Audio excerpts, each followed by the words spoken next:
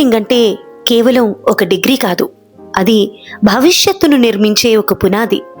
సరైన కళాశాల ఎంపిక, సరైన మార్గదర్శనం, సరైన నైపుణ్యాలు ఇవే విజయానికి మూలాలు. ఇంటర్ పూర్తి చేసిన తర్వాత విద్యార్థులు మరియు తల్లిదండ్రులు ఎదుర్కొనే అతిపెద్ద ప్రశ్న, ఏ కోర్సు ఎంచుకోవాలి, ఏ కళాశాలలో చేరాలి, భవిష్యత్తుకు ఏ రంగం అయితే మంచిది అన్నది. ఈ ముఖ్యమైన అంశాలపై మనతో మాట్లాడడానికి మనతో ఉన్నారు computer society of India chairman doctor Krishnaprasad గారు. ఇంజనీరింగ్ అడ్మిషన్స్ మొదలు కాబోతున్న ఈ తరుణంలో ఇటువంటి ప్రశ్నలకు సమాధానాలని వారిని అడిగి తెలుసుకుందాం.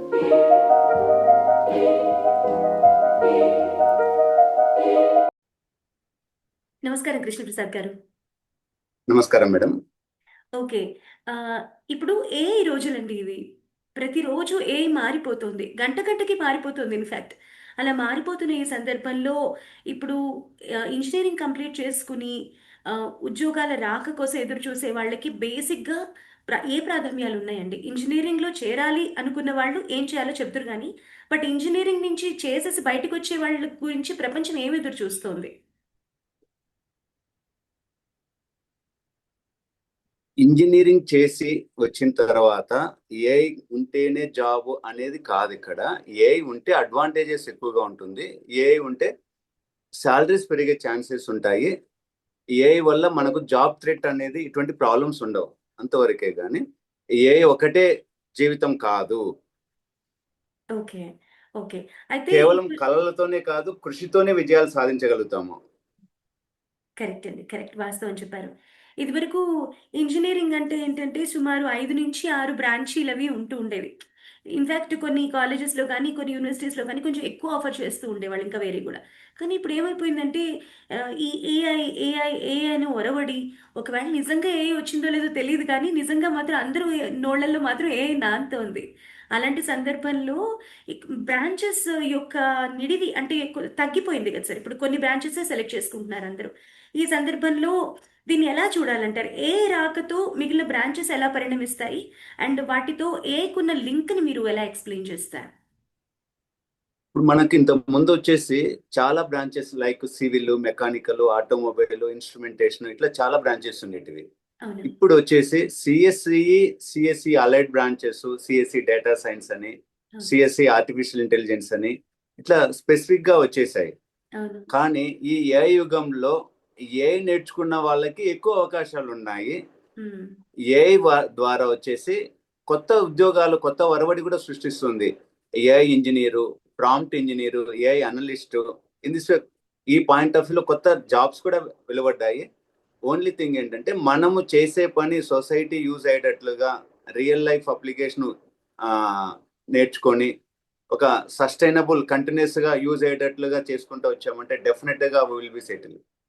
సో మీరు అన్నట్టు సివిల్ కానీ మెకానికల్ కానీ వీటన్నిటిలో కూడా ఏఐ తప్పకుండా ప్రవేశించి తీరుతుంది, కానీ దాన్ని మనకు అనువుగా మనం మలుచుకోవాలి అని అంటున్నారు. ఓకే అండి. అయితే మనం ఇప్పుడు చేరుతున్న కళాశాల పైన కూడా మన భవిష్యత్ ఆధారపడి ఉంటుంది అని పేరెంట్స్ అనుకుంటారు, స్టూడెంట్స్ అనుకుంటారు. మనం ఏ కళాశాలలో చేరుతున్నాము అనేది కూడా చాలా వరకు మన ఫ్యూచర్ని డిఫైన్ చేస్తుంది. సో ఒక కళాశాలలో చేరేటప్పుడు పిల్లలు కానీ తల్లిదండ్రులు కానీ, ముఖ్యంగా ఇప్పుడు ఇంజనీరింగ్ అడ్మిషన్స్ మొదలు కాబోతున్నాయి కాబట్టి ఈ తరుణంలో ఎలా చూసుకోవాలి ఈ కాలేజ్? ఇప్పుడు ఉన్న బోల్డ్ అని కాలేజ్లో ఏ కాలేజ్లో ఏమున్నాయో ప్రాధాన్యాలు ఏంటి, ఏమి చూసుకోవాలి తల్లిదండ్రులు కానీ విద్యార్థులు కానీ? ఇది ఈ అడ్మిషన్స్ యుగం, ఈ ఇంజనీరింగ్ కాలేజ్ అడ్మిషన్స్ టైంలో వచ్చేసి ప్రతి ఒక్కరూ చూసుకోవాల్సిన అంశం వచ్చేసి మనము చేరాలనుకున్న కాలేజీ ఎన్ని సంవత్సరాల ఓల్డ్ కాలేజీ, గుర్తింపు ఉన్నదా, నాక్ గుర్తింపు ఉన్నదా, ఏఐసిటి గుర్తింపు ఉన్నదా, ఎన్బిఏ గుర్తింపు ఉన్నదా, సరైన ఫ్యాకల్టీ ఉన్నారా లేరా, మనం చేరాలనుకుంటున్న కోర్సుకి కూడా గుర్తింపు ఉందా లేదా అనేది కూడా ఇంపార్టెంట్. ఇవన్నీ కూడా సరి చూసుకోవాలి. ఇవి సరి చూసుకోవడానికి ఇంజనీరింగ్ కాలేజీ కౌన్సిలింగ్ ద్వారా అడ్మిషన్స్ పొందేటప్పుడు all this taken care by the counselling team. But management quota private గా జాయిన్ అయ్యేటప్పుడు ఇవి పర్సనల్ గా ప్రతి ఒక్క స్టూడెంట్ లేదా పేరెంట్ తెలుసుకోవాల్సిన విషయము, గమనించాల్సిన విషయము. ఎన్బిఏ, నాక్ ఇవి ఉన్నాయా లేవనేది ఇంపార్టెంట్. వన్ మోర్ థింగ్, మనకు నచ్చిన బ్రాంచ్ ఏదో తెలుసుకొని ఆ బ్రాంచ్ లో చేరాలి. ఏదో పేరెంట్స్ చెప్పారని, ఫ్రెండ్స్ చెప్పారని ఒక బ్రాంచ్ లో చేరి దాని తర్వాత ఆ బ్రాంచ్ లో కష్టంగా ఉంది నేను ఇంకోటి మార్చాలి అని చెప్పుకోవడము, ఇటువంటివి లేకుండా కరెక్ట్ గా మనకి ఇంట్రెస్ట్ ఉన్నది ఏంటి, ఆ ఇంట్రెస్ట్ ఉన్న బ్రాంచ్ సెలెక్ట్ చేసుకోవడము ఇంపార్టెంట్. ఓకే. అయితే ఇప్పుడు ఎక్కడ చూసినా ఏఐ ప్రస్తావనే ఉన్నది. కాబట్టి ఏఐ వస్తే మన ఉద్యోగాలు తగ్గిపోతాయని చాలామంది ఇప్పుడు కొన్ని రకాల బ్రాంచుల్లో చేరడానికి కానీ దానికి భయపడుతున్నారు. అసలు నెక్స్ట్ ఏం చేయాలి? అసలు ఇంజినీరింగ్ అంటే ఇంట్రెస్ట్ ఉండి కూడా అమ్మో! ఈ బ్రాంచ్ రేపు ఉంటుందో లేదో, దానికి ఏఐ మళ్ళీ మనకి రాకపోతే ఇబ్బందవుతుందేమో, ఉద్యోగాలు పోతాయేమో మనకి అనే ఒక అపప్రద జనాల్లో బాగా వేళ్ళు వణుకుపోయింది. వాళ్ళకి మీరేం చెప్తారు? ఒక్కటండి, మనకి ఇంత ముందు వచ్చేసి చేంజింగ్ అనేది ఇండస్ట్రీ 4.0 ఇండస్ట్రీ 1.0, ఈ మెకానికల్ టు ఎలక్ట్రికల్ టు ఈ ఇంజనీరింగ్ చేంజ్ రాతి యుగం నుంచి మళ్ళీ నెక్స్ట్ యుగంలోకి ఎట్లా వచ్చాము, ఈ జనరేషన్ గ్యాప్ అనేది అక్కడ వచ్చేసి చాలా స్లోగా మూమెంట్ వచ్చింది. బట్ ఇక్కడికి వచ్చిన తర్వాత వచ్చేసి అంటే ప్రెసెంట్ ట్రెండింగ్ వచ్చేసి చాలా ఫాస్ట్ గా చేంజ్ అవుతుంది. సో ఈ చేంజ్ అయ్యే టైంలో వచ్చేసి డెఫినెట్ గా కొంత ఒడిదుడుకులు అనేటి ఉంటుంది. మనము వచ్చేసి skills important, life long loyal love for learning అనేది మీరు కంప్యూటర్ సైన్స్ లో తీసుకుంటూ వస్తే every 2 years once 3 years once new technology, new apps, new coding concepts వస్తున్నాయి. సో ఈ పాయింట్ ఆఫ్ వ్యూలో డెఫినెట్ గా కొత్తవి నేర్చుకొని వాటికి అనుగుణంగా మనము దాని తగ్గట్టుగా వర్క్ చేసేటట్లు ఉంటేనే మనకు అడ్వాంటేజ్ అవుతుంది. ఓకే. వండర్‌ఫుల్ అండి. అయితే మీరన్నట్టు లాయల్ లవ్ ఫర్ లెర్నింగ్ అన్నారు. Triple L. చాలా బావుంది ఈ పదజాలం. అంటే నిరంతరం నేర్చుకునే లక్షణం ఉండాలి. నేర్చుకోవాలి అన్న ఉద్దేశ్యం ఉండాలి. దాన్ని ఇంప్లిమెంట్ చేస్తూ ఉండాలి నిరంతరం. బావుందండి. అయితే తల్లిదండ్రులు పిల్లల్ని కళాశాలలకు పంపించేటప్పుడు మంచి మార్కులు తెచ్చుకోవాలి, మంచి మార్కులు తెచ్చుకోవాలి అని చెప్తూ ఉంటారు. చాలామంది పిల్లలు కూడా మార్కులు ఒక్కటే చాలా అంటూ ఉంటారు కదా! సో మిమ్మల్ని నేను అదే క్వెషన్ వేస్తున్నాను. మార్కులు ఒక్కటి వస్తే చాలా. ఇప్పుడు ప్రస్తుత ప్రపంచంలో మార్కులతో పాటు ఏం కావాలి? చాలా మంది పేరెంట్స్ ఈవెన్ స్కూల్ లెవెల్ నుంచి కూడా పిల్లలకి ఎంత పర్సెంటేజ్ వచ్చింది, 90% వచ్చిందా, 95% వచ్చిందా, ఈ పర్సెంటేజ్ మార్క్స్ అనే ఒక ఫీల్డ్ లోనే కొట్టుకుపోతున్నారు. కానీ ప్రెసెంట్ ట్రెండింగ్ ప్రకారము మార్క్స్ ఒకటే కాదు important, attitude important, communication skills important, new technology నేర్చుకునే తాపత్రయం ఇంపార్టెంట్, నలుగురిని కలుపుకొని టీమ్ బిల్డ్ చేసి ఒక leadership important. These qualities definite గా ఓవరాల్ డెవలప్మెంట్ కి ప్లస్ కెరీర్ లో జీవితంలో ఒక మంచి లైఫ్ లో సెటిల్ అవ్వడానికి యూజ్ అవుతుంది. ఓకే. మీరన్నట్టు ఇది ఇంజినీరింగ్ అనే కాదు, జనరల్ లైఫ్‌లో కూడా చాలా ఉపయోగపడే విషయాలు. కాబట్టి తప్పకుండా ఇంజినీరింగ్‌లో అయితే ఇది కావాల్సిందే. ఎందుకంటే కొత్త టెక్నాలజీ వస్తోంది కాబట్టి, కొత్త పోకడలు పోతోంది కాబట్టి, మనం వెనకబడిపోకుండా నేర్చుకుంటూ ఉండాలి అని అంటున్నారు. చాలా బాగా చెప్పారండి. తర్వాత ఇప్పుడు కోడింగ్ టాపిక్ వస్తే ఇప్పుడు టెక్నాలజీ వచ్చిన తర్వాత, ఏఐ వచ్చిన తర్వాత చాలా ఉద్యోగాలు పోతాయన్న అపప్రద ఎందుకొచ్చింది అంటే, మనం ఒక గంట లేకపోతే కొన్ని గంటల్లో, కొన్ని రోజుల్లో చేసే పనిని ఏఐ నిమిషాల్లో చేసేస్తుంది. కాబట్టి నీకు ఎక్కడ మనుగడ ఉండదు అని అంటున్నారు. అదొక పద్ధతయితే. కోడింగ్ నేర్చుకోవడం ఇప్పటి పరిస్థితిలో అవసరమా? అసలు కోడింగ్ నేర్చుకోగలుగుతారా? అవసరమా? నేర్చుకోవాలా? 2. ఫీల్డ్ వచ్చేసి కోడింగ్ తో స్టార్ట్ అయింది. మీరు గమనించే ఉంటారు, కంప్యూటర్ ఫీల్డ్, సాఫ్ట్వేర్ ఇంజనీరింగ్ అంటే first starting with programming languages, coding skills. Coding ఉంటేనే జాబ్ అనే పాయింట్ ఉంది. కానీ ప్రెసెంట్ డేస్ లో వచ్చేసి nano coding tools, zero coding tools, without touching the keyboard we can develop a software application. అంటే code రాయాల్సిన అవసరం లేదు. With mouse concepts, adding Windows to mapping techniques, we can develop one application itself. Okay. So AI tools are there for developing the code, building the code, as well as the entire building the entire project. So coding వచ్చినా రాకపోయినా but coding concepts are important, problem solving skills are important. Suppose you developed application with in that any error available, how to trace that error. So coding concept తెలిసి ఉంటేనే, problem solving skills ఉంటేనే able to sustain. So coding అనేది కాకపోయినా problem solving skills are important. Right right sir, ఈ సందర్భంలో AI tools usage important. Right right right usage రావాలి. ఇప్పుడు మీరు కోడ్ డైరెక్ట్గా రాయలేకపోయినా పర్లేదు, కానీ అది ఏదైనా పొరపాట్లు చేస్తే సరిదిద్ది నేర్పు మీకు ఉండి తీరాలి, అండ్ ప్రాబ్లమ్ సాల్వింగ్ స్కిల్స్ కూడా ఉండి తీరాలి. సో ఈ సందర్భంలో అడగాలనుకుంటుంది ఏంటంటే, ఇప్పుడు చాలా పల్లెటూరు ప్రాంతాల నుంచి చాలా తక్కువ ఎక్స్పోజర్తో ఉన్న వాళ్ళు కూడా వస్తారు. వాళ్ళు కూడా కోడింగ్ నేర్చుకోగలుగుతారా వాళ్ళకి, లేదా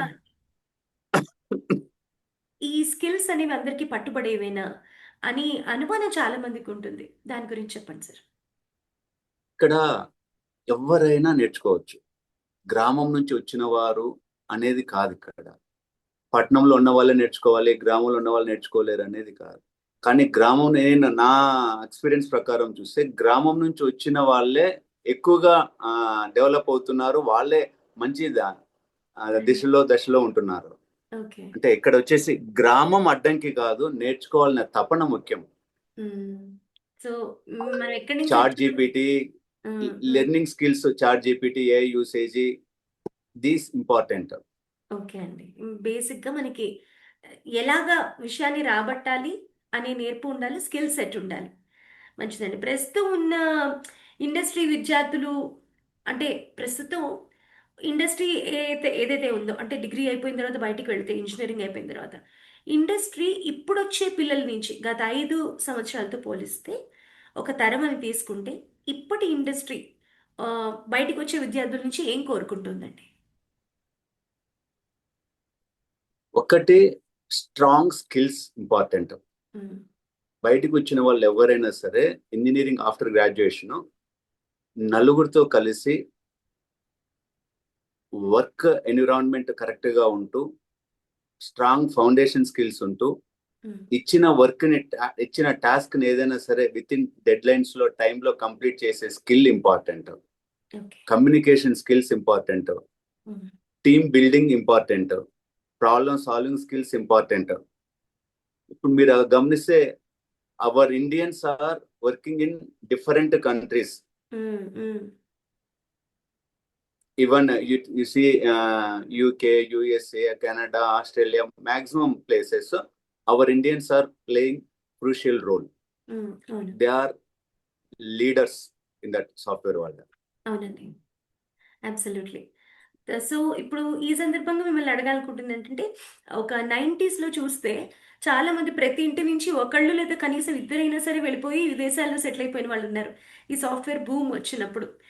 మరి ఇప్పుడు కూడా అలాంటి అవకాశాలు ఉన్నాయా? విదేశాలు ఇంకా మన వాళ్ళని ఈ సాఫ్ట్వేర్ రంగంలో కానీ, ఏఐలో రంగంలో కానీ ఆహ్వానిస్తూ ఉన్నాయా? బయటికి వెళ్ళే అవకాశాలు ఎలా ఉన్నాయి? విదేశాలు వెళ్ళే అవకాశాలు ఇప్పుడు ఇంజనీరింగ్ పూర్తి చేసుకుని స్కిల్ సెట్స్ కరెక్ట్గా ఉండి అన్నీ కరెక్ట్గా పాస్ చేసిన వాళ్ళకి. మేము ఇంజనీరింగ్ కాలేజ్లో వర్క్ చేస్తూ every year maximum number of పీపుల్స్కి వచ్చేసి LOR, లెటర్ ఆఫ్ రికమెండేషన్స్ అని ఇస్తుంటాము. Okay.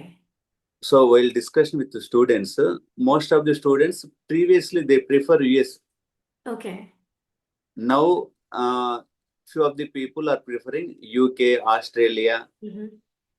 Even few of the people Italy also. Okay. For higher studies. Okay. Yeah. And now the few of engineering students are writing MAT CAT exam also for doing MBA. Okay. That's nice sir. Yes wonderful.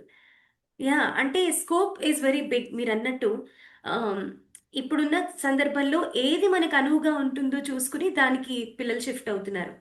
మంచి విషయం sir. Sir తర్వాత ఇంకోటి, IT రంగంలో ఇప్పుడు కొత్త మార్పులు సంభవిస్తున్నాయి. ఈ సందర్భంలో ముఖ్యంగా మీరు ఇంజనీరింగ్ స్టూడెంట్స్కి ఇవ్వదలుచుకుంటున్న సలహా ఏంటి?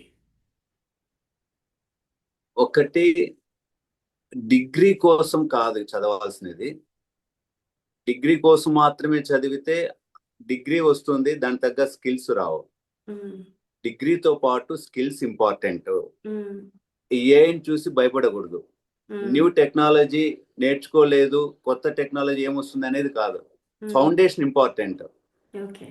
బేసిక్ స్కిల్స్ ఫౌండేషన్ ఉన్నాయంటే న్యూ టెక్నాలజీస్ కానీ లేటెస్ట్ టెక్నాలజీ ఏదైనా కావచ్చు, ఏఐ బేస్డ్ కావచ్చు, కో పైలట్ కావచ్చు, చాట్ జీపీటీ కావచ్చు, ఎల్ఎల్ఎంస్ కావచ్చు, ఏవైనా సరే we can easily learn. Um, you should be in a position to adapt for any environment. Um, that is important. Okay sir. So ఇవన్నీ మీరు చెప్పిన ఈ సలహాలన్నీ తీసుకుని కంప్యూటర్ సొసైటీ ఆఫ్ ఇండియా తరఫున మీరు చేస్తున్న సేవలు కానీ మీరు పిల్లలకి దగ్గరవుతూ కాలేజీలన్నీ తిరుగుతూ వాళ్ళకి ఏఐని మరింత దగ్గర చేస్తున్నందుకు చాలా సంతోషం సార్, చాలా అభినందనీయం. సో పిల్లలకి మీరు ఇచ్చిన సలహాలు వాళ్ళు తీసుకుని ఆ, ముందుకు వెళ్తారని ఆశిస్తూ ఉన్నాను సార్.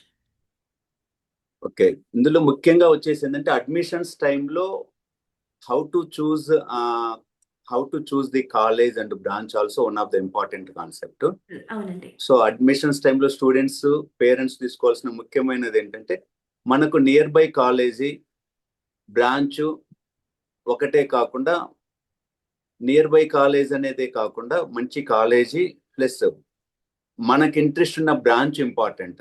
ఉమ్, దానికి తగ్గట్టుగా లిస్ట్ ఆఫ్ కాలేజెస్ చూస్ చేసుకోవడము, కాలేజ్ నేమ్స్, బ్రాంచ్ నేమ్స్, ఆ sequence most important for choosing the counselling seat.